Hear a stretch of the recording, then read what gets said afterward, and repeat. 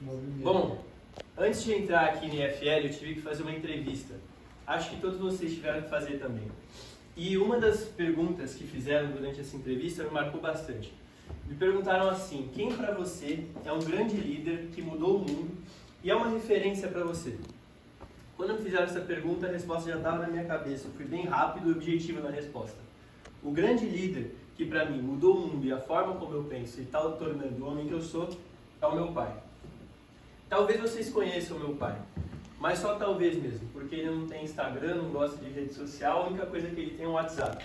Ele responde as mensagens assim.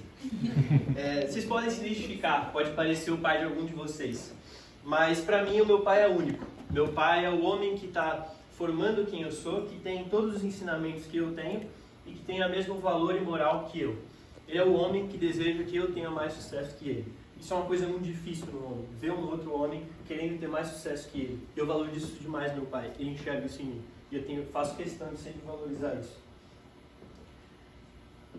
Antes de falar do meu pai, eu queria falar um pouquinho do meu avô.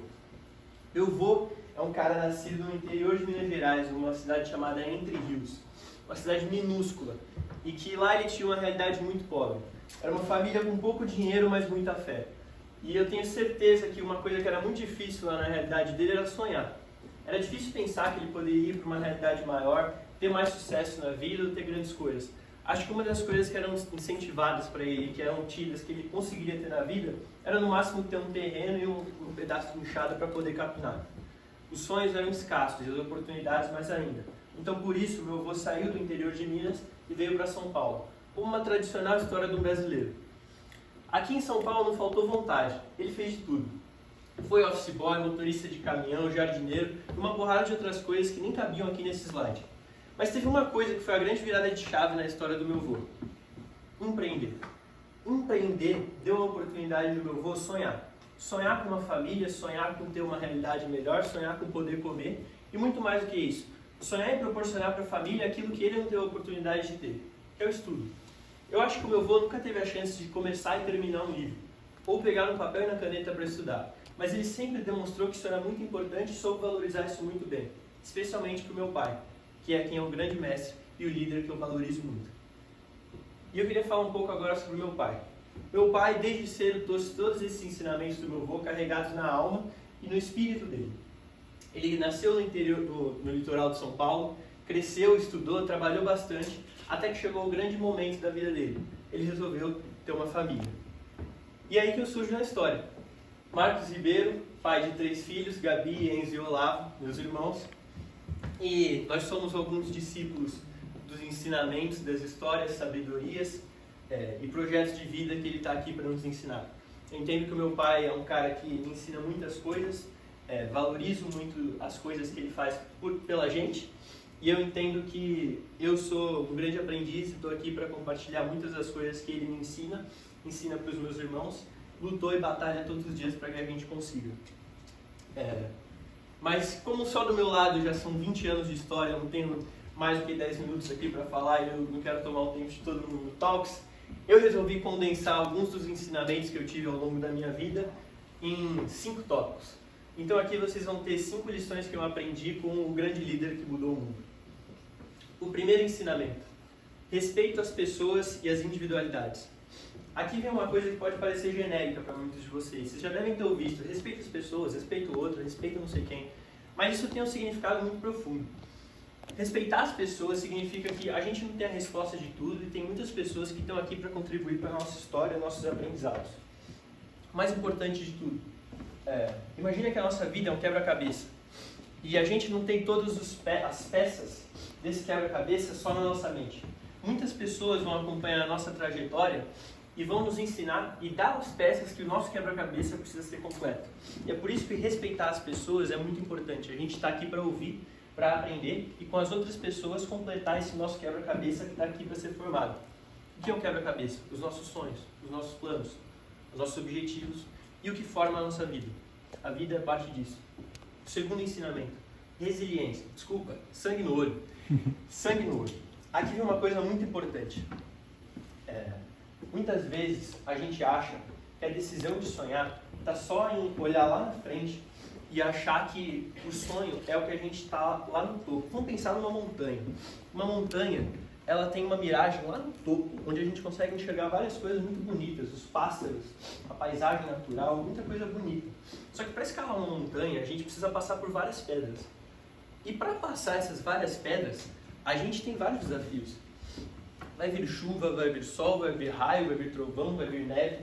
E a gente precisa, durante toda essa trajetória, ter sangue no olho para enfrentar todas essas pedras e todas as adversidades.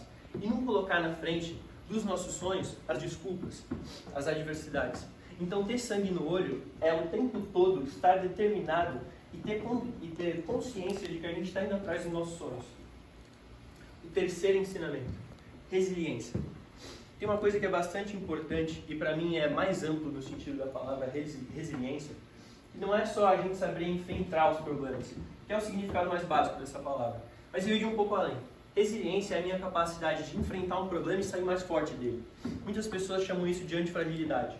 E eu entendo que resiliência é a minha capacidade de, depois de ter uma discussão forte com uma pessoa, entender e valorizar o que ela está pensando. Muitas vezes, se é uma pessoa que me ama, ela está aí para me trazer uma visão que eu não tenho. E resiliência é eu saber conversar, dialogar, ouvir e depois dessa discussão fortalecer a nossa relação e o nosso amor. Isso é uma coisa que eu aprendi muito forte com meu pai. Toda vez que a gente tem uma discussão, ele sempre faz questão de sentar comigo, olhar no meu olho e profundamente discutir aquilo que a gente tem para discutir. E resiliência é parte desse processo. Saber enfrentar o problema e sair mais forte dele, mesmo que seja nas relações pessoais, profissionais ou em qualquer área da vida. O quarto ensinamento. Aqui vem uma coisa que uma vez eu perguntei assim, pai, se você puder me falar 4 coisas que você gostaria que eu guardasse, se você partisse dessa para melhor e tivesse que falar para os meus filhos que você me disse. E ele falou nessa ordem: ame, viva, conviva e respeite. Ame no sentido fraterno. Então, as pessoas que você ama, valorize-as. Então, a sua mãe, os seus amigos, o seu irmão, a sua futura esposa e as pessoas que estão do seu lado apoiando os seus sonhos. Ame essas pessoas, valorize que elas estão do seu lado. Viva, porque é uma bênção estar aqui, é uma bênção estar respirando, é uma bênção estar em oportunidade de estar aqui na Terra. Conviva, porque a gente tem a oportunidade de aprender com a colaboração e com as outras pessoas que estão do nosso lado, tudo que elas têm para agregar na nossa vida. Então conviva com elas. E o mais importante, respeite. Saiba entender e valorizar o que cada um que está do nosso lado tem para agregar. Isso é o mais importante de tudo. E para finalizar,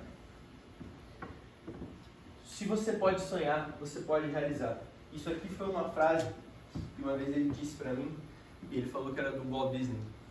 E ele disse que sonhar muitas vezes é associado a uma fantasia. Mas a verdade é que sonhar é uma realização e muito mais que isso é uma luta. É uma luta de nós contra nós mesmos, no dia a dia, usando sangue no olho, resiliência e vários outros ensinamentos que a gente trouxe aqui, para a gente correr atrás dos nossos sonhos.